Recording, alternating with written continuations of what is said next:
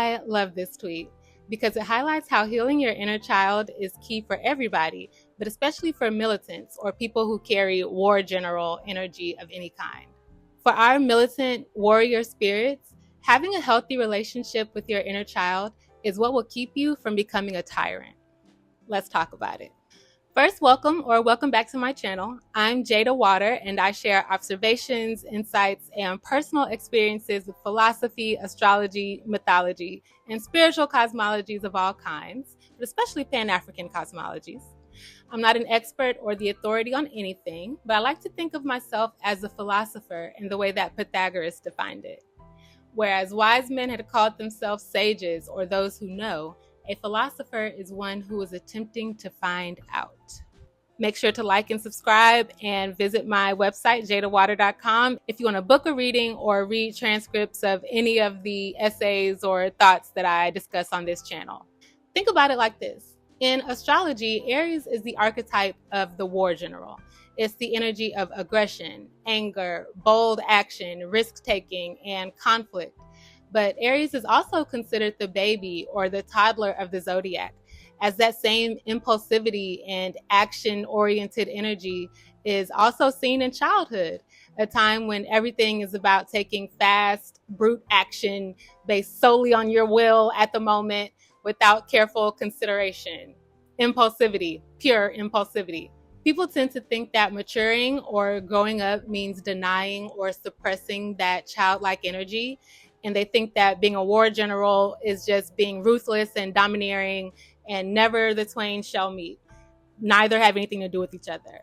But in reality, they're two sides of the same coin. The truth is, a huge part of handling war general energy, or even just maturing as an adult, is about learning the value of having a childlike approach to life and learning to discern when it's appropriate to utilize that approach or embody that energy.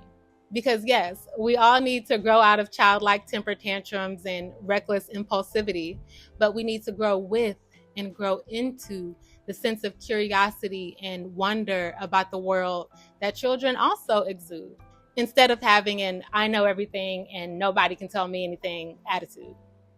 Yes, we have to take ourselves and our responsibilities seriously at some point, but not so serious that we beat ourselves or others up for our mistakes, or to the point where we can't learn from those mistakes or use them as a chance to love ourselves more or have compassion for ourselves more in the midst of or in spite of failure.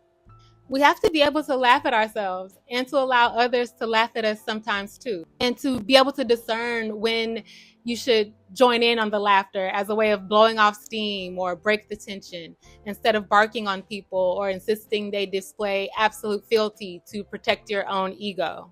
Not only does working with the inner child keep war generals from becoming tyrants, it keeps us from using that very powerful Mars energy to create or contribute to a culture of toxicity.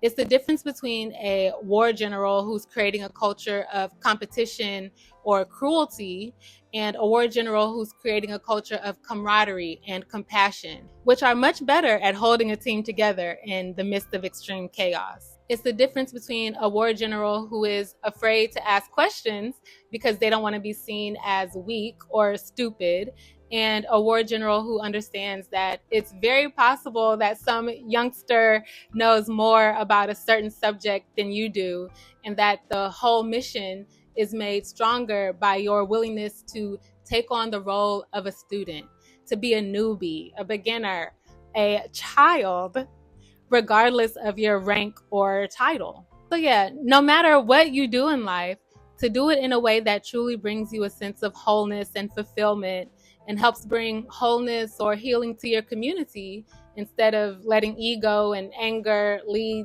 everybody to unnecessary suffering and calamity. It's going to start with resolving your issues from childhood or regularly engaging your inner child in some way.